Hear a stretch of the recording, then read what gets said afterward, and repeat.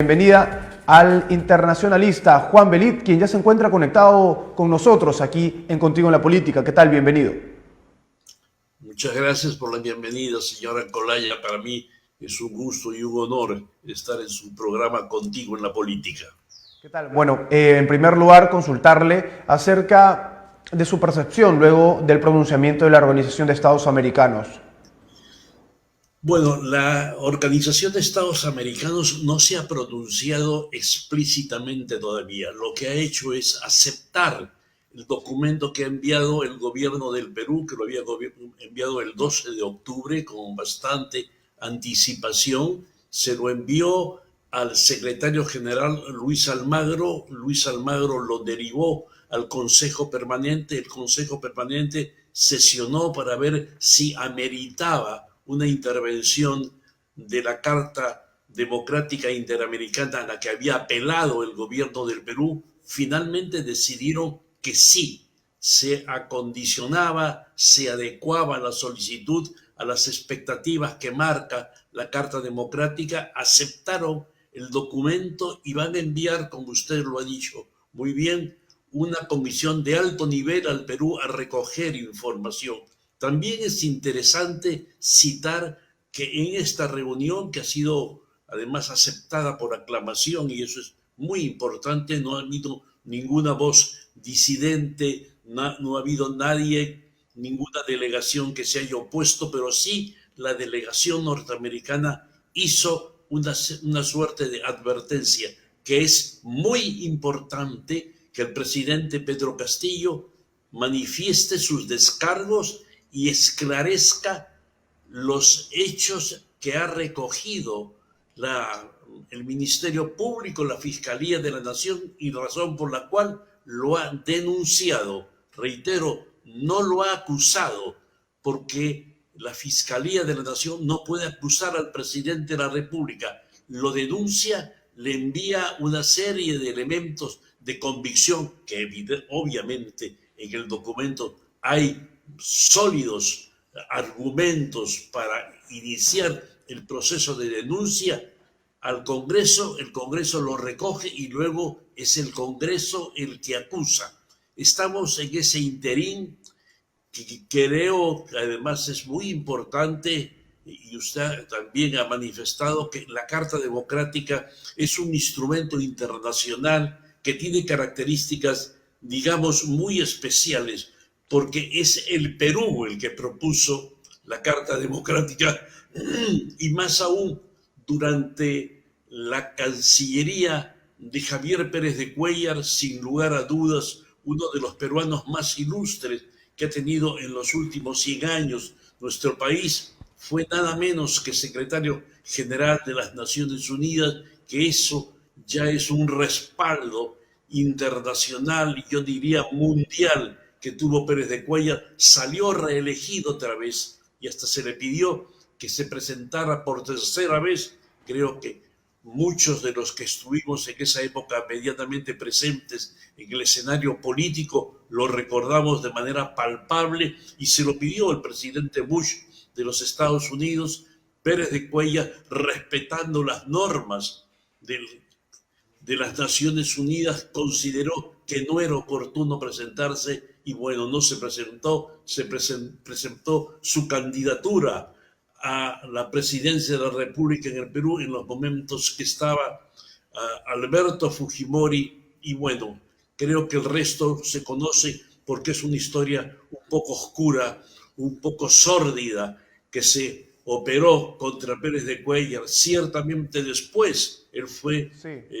ministro de Relaciones Exteriores, y precisamente durante el gobierno de Valentín Paniagua, cuando era ministro de Relaciones Exteriores, el Perú presenta esta Carta Democrática para América Latina, con la experiencia que se había tenido en el Perú, Sí. con la experiencia, digamos, dura, experiencia dolorosa que se había tenido con la dictadura de Alberto Fujimori. Su primer gobierno fue un gobierno legítimo, pero los dos siguientes no tenían legitimidad, ni internacional ni nacional.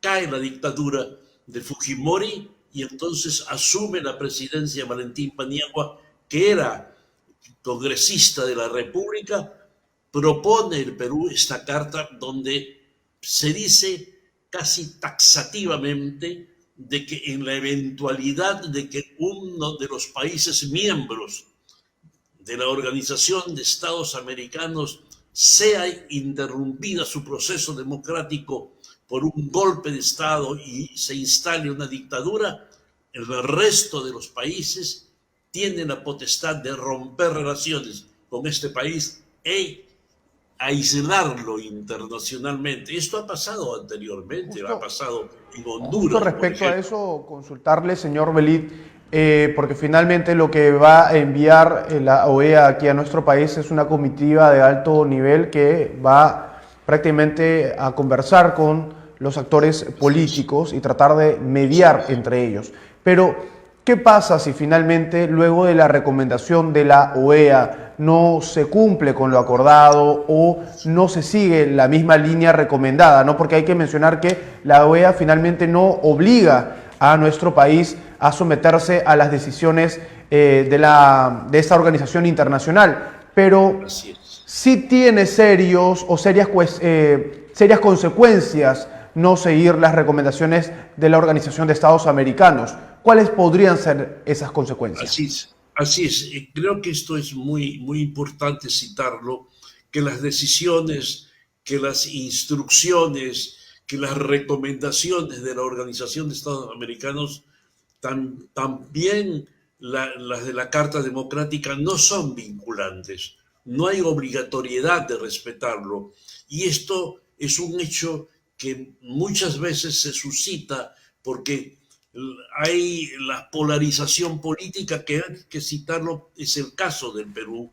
Yo estoy casi seguro de que si la OEA da algunas recomendaciones y manifiesta que hay aquí algún nivel de dificultades para que se desarrolle democráticamente un proceso político, que además lo dice precisamente con los términos que le he citado, la Carta Democrática, y si manifiesta que el presidente Castillo tiene altos grados de responsabilidad, la oposición va a decir, miren cómo la Organización de Estados Americanos, a la cual ha apelado el presidente Castillo, está condenando su posición. Si lo exonera y dice que la oposición tiene responsabilidad y hay un proceso de obstruccionismo en el desarrollo político del gobierno de Castillo y que hay una constante censura de sus ministros, entonces el Congreso y la oposición va a decir, los caviares de la OEA están manejando porque son comunistas. Aquí hay las dos partes, que lo que es interesante es que precisamente esta comisión de alto nivel de la Organización de Estados Americanos venga al Perú, recoja la información de todos los actores políticos que están involucrados en el manejo de nuestro país, es decir, tanto del Ejecutivo como del Legislativo, que recoja también la temperatura de los medios de comunicación, porque los medios de comunicación en algunas oportunidades tienen dificultades para conseguir información. Nuestro presidente no da conferencias de prensa hace muchísimo tiempo y la da solamente a algunos medios de comunicación que de antemano ya tienen una suerte de compromiso con él. Eso es por un lado, o que son oficiales y son los medios del Estado que nosotros, como lo ha dicho el abogado del señor Soria, hay una obsecuencia con eso. Entonces van a recoger información de los medios de comunicación. Y digo esto de los medios de comunicación porque es importante citarlo, que me parece extraño que no se haya citado anteriormente. Uno de los artículos, no recuerdo si es el tercero o el cuarto de la Carta Democrática, manifiesta que el presidente tiene la obligación de tener un trato alturado con la prensa, más aún, de dar información de su desempeño en la administración del país a la prensa. La prensa tiene la obligación de preguntarle y de criticar al gobierno. Esa es la tarea de la prensa en todas partes del mundo. Solo en las dictaduras, no es el caso del Perú, pero le reitero, solo en las dictaduras, si lo vemos nosotros en América Latina, como Nicaragua o como Venezuela, donde hay una suerte de un solo sonido, que es siempre un sonido áulico, un sonido de aplaudir a las dictaduras. No hay ninguna voz disidente. La Carta Democrática precisamente aborda este tema, pero además de la prensa, esta comisión de alto nivel también va a hablar con los trabajadores, va a hablar con las fuerzas políticas, con las fuerzas sociales, con las fuerzas económicas del Perú, va a hablar con los trabajadores como va a hablar con los empresarios.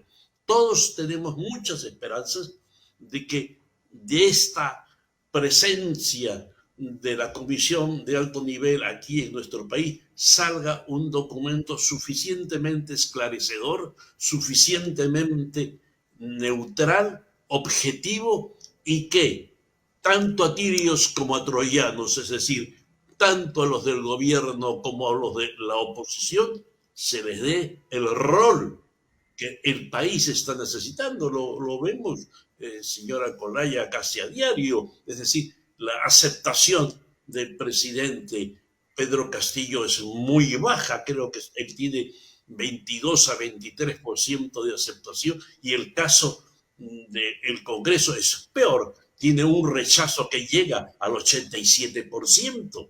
Nunca, yo soy un hombre muy mayor, mucho mayor de lo que usted mismo imagina, y yo nunca he visto un Congreso de tan bajo nivel de aceptación en el Perú, como de tan baja performance también en el desempeño de sus funciones. Sí, bueno, usted hablaba de un Congreso de tan bajo nivel, es lo que ha dicho textualmente, y precisamente sí, hay que reconocer que en esta crisis, a esta crisis nos han sometido varios actores, ¿verdad? Hay que ser bastante consecuentes porque, por un lado, el gobierno quizás no ha elegido a las personas idóneas para ejercer cargos importantes. Hay muchos ministros que fueron censurados por tener serios cuestionamientos, el mismo trato que ha tenido el presidente contra la prensa y algunos comportamientos que dejan mucho que desear y que han llamado poderosamente la atención. Que desaparezcan, por ejemplo, las cámaras de Palacio de Gobierno, las imágenes, mejor dicho, estas reuniones en paralelo en la Casa de Zarratea, entre otras. Y finalmente, que personas cercanas al presidente hoy estén prófugas de la justicia, mientras que el presidente está ejerciendo el cargo. Pero ahora, ¿cuál es la responsabilidad del Congreso? Porque también hablamos de una oposición que no ha tenido un nivel alturado, de alguna manera, contra el gobierno, una oposición que desde un primer momento no reconoció las elecciones y que incluso acudió a la Organización de Estados Americanos, hay que recordarlo perfectamente, para solicitar que la OEA intervenga en las elecciones, simplemente porque denunciaban que hubo fraude, un fraude que hasta el momento no se ha podido comprobar. Hay dos actores, dos poderes que nos han sumergido a esta crisis y que van a tener que consensuar en algún momento para finalmente llegar a buen puerto. Pero parece que ninguno quiere dar el primer paso. Y en medio de esta polarización, señor Belit, ¿cuál ha sido la responsabilidad del Congreso de la República y de la oposición? Bueno, yo en primer lugar tengo que decir que aquí hay una responsabilidad compartida. Una responsabilidad del Congreso y del gobierno. Usted lo ha resumido perfectamente. El gobierno no ha tenido el acierto de nombrar los ministros, por ejemplo, a la altura de las expectativas. Hay ministros que han sido nombrados y que han durado, creo que un mes o 15 días, la cantidad de ministros que se ha cambiado. Creo que alguien manifestó que había hecho por ahí un conteo y alcanzaban los 70, 72 ministros en el término de un año. Eso es un hecho insólito. Nombrar ministros que tenían no solo cuestionamientos, sino que tenían deudas con la justicia, que habían sido acusados por la justicia penal, que tenían en su haber asesinatos, asaltos, robos. Es decir, un país en manos de estos actores políticos, sin lugar a dudas, no puede caminar a un ritmo adecuado ni como está demandando la población y como demanda hoy día el concierto internacional también. Y esta es una debilidad de este gobierno. También, obviamente, el Congreso a veces censura por censurar y cuando ha debido de censurar se ha quedado callado. Ayer estaba viendo yo la exposición del canciller Landa, que me pareció la cosa más clara, más transparente, más aguda que se ha dado, y las preguntas que les hacían los congresistas eran preguntas desencaminadas, de gente que no conoce lo que es el juego diplomático. Mire, hay cosas que uno se pregunta, ¿cómo es posible que estos señores estén aún en la Comisión de Relaciones Exteriores? Desconoce absolutamente lo que es el manejo internacional de la política. Y esto les da un peso y un contrapeso a los dos poderes que no pueden todavía hasta ahora buscar un puente para solucionar sus problemas. ¿Cómo es posible, yo me pregunto, señora Colaya, que un alcalde manifieste que él no va a permitir que el presidente entre a la alcaldía? Esto es una cosa, pero que no solamente no tiene parangón, no tiene antecedentes. Es decir, no lo va a saludar al presidente. Yo no lo saludo al presidente. El presidente Castillo, con todos los cuestionamientos, es un presidente democrático y es un presidente que ha sido elegido en una elección por el país entero. Sí, señor Se Ruiz. gritó fraude, fraude, fueron a la OEA. En esos momentos sí, la OEA era el gran referente. Cuando responde la OEA que no está de acuerdo a las expectativas, entonces es manejada por caviares. Sí, señor Belit, para Creo ya que ir usted, finalizando la entrevista, una última consulta. El presidente de México, señor Manuel López Obrador, prácticamente solicitó al Congreso que le brinde permiso a el presidente para poder viajar y para participar de estas actividades internacionales, bilaterales. Y hay que recordar que por segunda vez consecutiva el Congreso no le permitió que el presidente pueda acudir a, digamos, un viaje al extranjero, un viaje además muy importante donde se iba a reunir con el propio Papa Francisco. Esto es algo que, de lo cual al menos no hay muchos antecedentes aquí en el Perú y tampoco en Latinoamérica y que llama poderosamente la atención. Porque una cosa son los cuestionamientos del presidente, que muy bien hace la Fiscalía de continuar con la investigación, y otra muy distinta son las relaciones internacionales, bilaterales con otros países. bueno, y usted también, vuelvo a decir que usted lo resume perfectamente bien. Lo que ha dicho Andrés Manuel López Obrador, presidente de México, que sin lugar a dudas México y Brasil son las dos potencias de la región latinoamericana. Y su voz es una voz que tiene que ser oída, es el principal socio comercial de América Latina con los Estados Unidos, no olvidemos eso, tiene una frontera con los Estados Unidos y él está invitando a Pedro Castillo a que vaya a negociar y a conversar con él. Y el Congreso no le da permiso. Esto es una cosa inaudita. Pedro Castillo pidió permiso para hablar con su santidad, el Papa Francisco. No se le dio permiso. Estos antecedentes no hacen otra cosa más que continuar desgastando al Congreso. Es decir, hoy yo puedo considerar que el nivel de aprobación del Congreso debe ser el más bajo en la historia del Perú. Y es el más bajo porque los actores políticos desconocen cuáles son los límites responsables de su poder. Digo esto porque sin lugar a dudas, en estos momentos es importante que Castillo salga al exterior. Yo le puedo hacer, y usted me permite, un breve resumen. En estos momentos en los cuales muchos de los países de América Latina han mostrado su verdadero rostro, sobre todo en la última reunión cumbre de América que fue en los Estados Unidos y en la cual no fue México, no fue Honduras, no fue Guatemala, no fue Nicaragua, no fue Venezuela, obviamente que no fue Cuba, cerca de 7 u 8 países no fueron. Y de los que fueron, se enfrentaron a Estados Unidos, se enfrentó Argentina, se enfrentó Bolivia, se enfrentó Ecuador.